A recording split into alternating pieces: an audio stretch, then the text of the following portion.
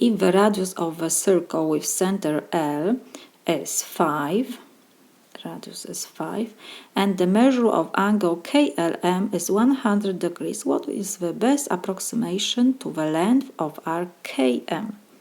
How we find the arc of KM?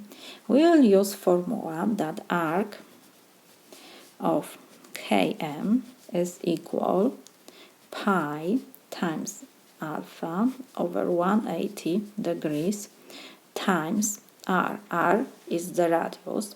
Alpha is the measure of angle KLM. So we have given that alpha is 110 degrees, r is equal 5. So we have to just substitute to our formula. Pi times 110 degrees over 180 degrees. So times 5, this is equal, we can reduce degrees, 0 and 0. So we have pi times 11 times 5 over 18. We can use calculator.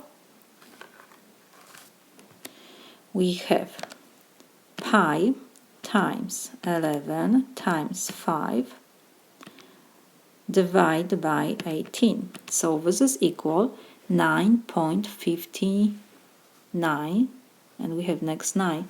So we can write that this is approximately 9.6 units. This is my solution.